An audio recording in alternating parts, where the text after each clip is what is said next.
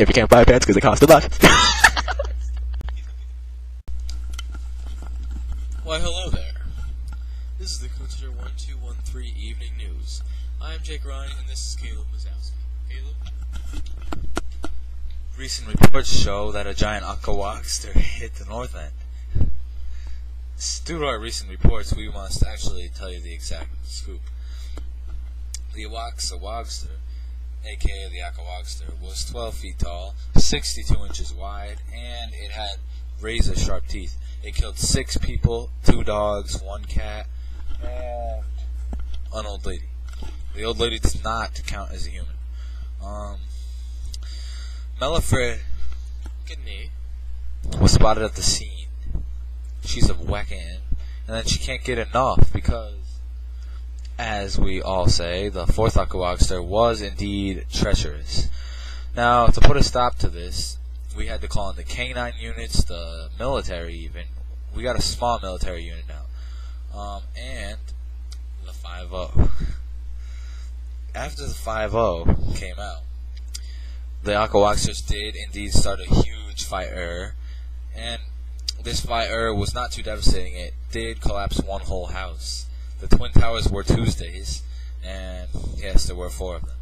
Now, Jake will now be telling you how the aquawogsters were put to a stop. Here's to you, Jake. Yeah, you know, Caleb, it's a shame that these aquawogsters always have to be in the street. They're always wreaking too much havoc in the streets, you know. But how they were really stopped was quite a wonder. Now, the fire that they started themselves was started with some simple matches from the restaurant Margaritas. Now, who knows where they actually came from? I don't. But they were found at the scene of the crime, and we know they were used by the aquawoggas. I don't know how to pronounce this, but they were used by the monster aquawoggas. They were used by the aquawoggas to start the fire. So anyway, as the aquawoggas were killing that old lady, which again does not count as a human, the police, or the 5-0, came to the scene of the crime with their own matches from Margaritas and turned the fire against the aquawoggers. What they did exactly? Oh, Caleb, alright, see you in a moment. Again, the matches used by the aquawoggers are indeed their only weakness. You get hit by a fire from the Margarita matches, and you are an aquawogger, you're going down. I mean, I've experienced that. I mean, in the 50s, back in the 50s, those were the days. The aquawoggers were wreaking havoc all over my town, and all we knew is we just need to have the matches from Margaritas. So anyway, what the cops did, they lit matches, and then they threw them at you with the face. Can I get another water? Oh. Thank you. Anyway, the 5-0 came along with their matches, lit them, threw them at the aquawoggers. Then the aquawoggers started screaming in pain. We don't know exactly what they were screaming. It sounded something like buttered milk and whack, but you know. Okay. After the aquawoggers were screaming in pain, they were indeed shot many times in the head. There was 4 aquawoggers, just to tell you. The first one was shot repeatedly in the eyeballs, and it died quickly, fairly quick after the second shot.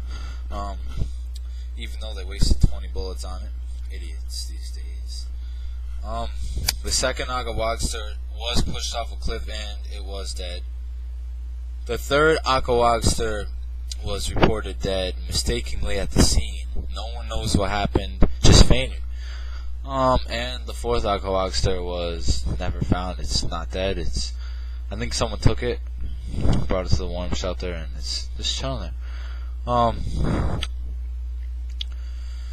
That's it for now. We'll be back after this commercial break.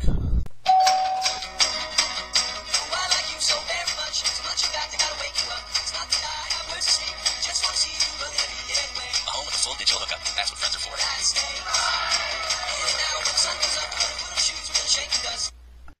Caleb right now is getting news from our scouts out there, and is writing up a new scoop right now.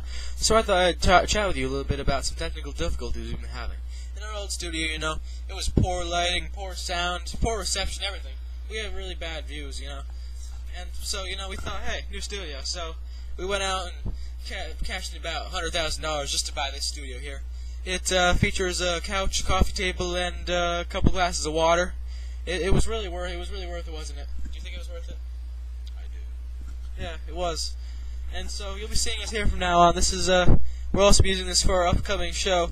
It's called News with JC. It's a talk show, you know, and it's going to be good. You're going to be liking it. We're going to be inviting in Jim Carrey, Adam West, you know, all the stars. But that show is still, we're not 100% sure on that.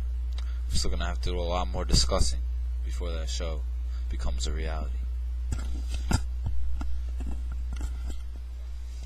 Here's our next scoop. You got another scoop now for you? Sears Tower explodes, causing millions to die. Millions and millions die. The whole entire tower explodes. The bad part about it was the explosion started from the bottom. The bottom up. So there was no chance of getting out, really, because there's no exits except for the bottom. Now, the whole bottom exploded. The whole tower started to... Say this is the tower. The bottom explodes. The tower starts to go like that. And then the top explodes. It just caused a bunch of destruction.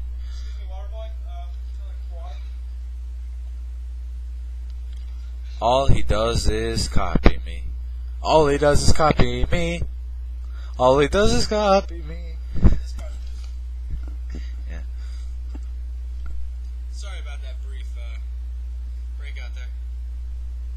Now, another big scoop we just had gotten in. It was Hollywood, California. Hold on, we're still getting in the scoop. It is still coming in. 30% loaded. You know, it's taking too long, though. We're gonna have to get you out in commercial break. Caleb Mazowski. As Jake Ronnie takes a break, we will be discussing a new product. Hold on. Hey, can I get another water? Thank you.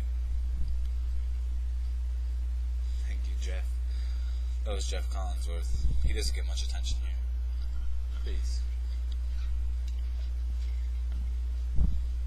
You know what? We're gonna take another break. Hey, Jake. Jake's back from the bathroom. When we get back from this break, we are gonna be discussing the winner of the Mountain Dew Choose the Next Dew contest. 2010. I'm Caleb Mazowski, and this is Jake Ronnie with Coonster 1213 News. Now, the winner of Choose the Next Dew was Mountain Dew Whiteout. Here's a close-up of the can. Choose the Next Dew. And here's a little information about this Mountain Dew. Hold this up. Choose the Next Dew. It says vote for Mountain Dew Whiteout at poop.com.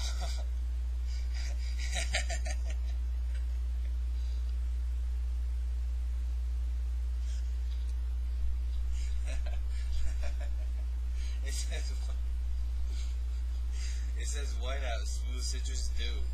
Designed by Dew fan Andre Zorlo. And it's and it says 12 fluid ounces.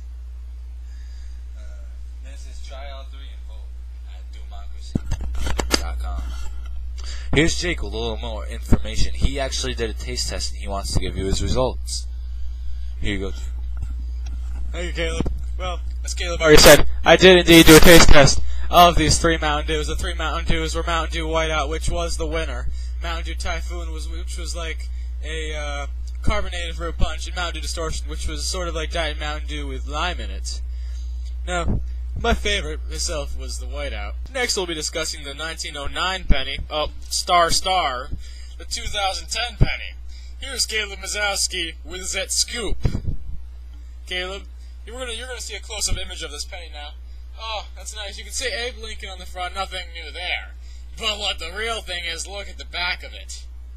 That is what is really amazing. Do you want to see the bonus? Show us the back of it, Caleb. We're having technical difficulties right now. I'm sorry about this, folks. We're having difficulties showing the penny.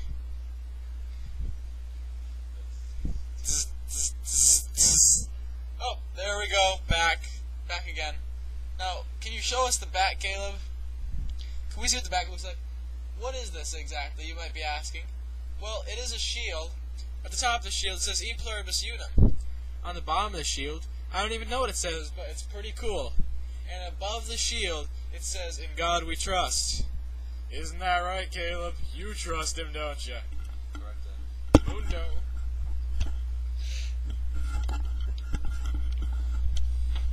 Now, this particular coin was made in June 21st, 2010, as we know, because we are friends with the owner of the... What's P stand for? Philadelphia, the Philadelphian minting station. We are friends with the owner. He gave us mad pennies. All we had to do was give him $1, and he gave us mad pennies. 100 in fact, too, yes. We asked him why he didn't put the P, and he said because he thinks that his station is the main one. So we get up the guy from Denver, and he says he thinks his is the main. So news. Oh, actually, the rumor is that Denver pennies will no longer have the D on it either. So no one will ever know where they were made. It's a mystery. Is that true, or is that false? The world may never know. Unless it happens. Happens.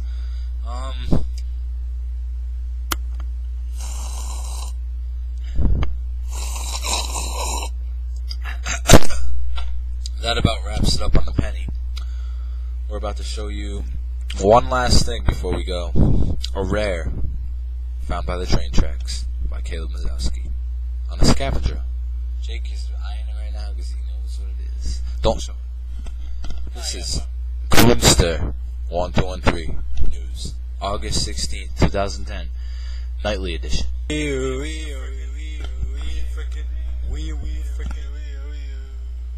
This a pure glass blue police light. We are 100% sure it's a police light. From the date is actually right here. 1921, state of Westerly, Rhode Island. Back in the days.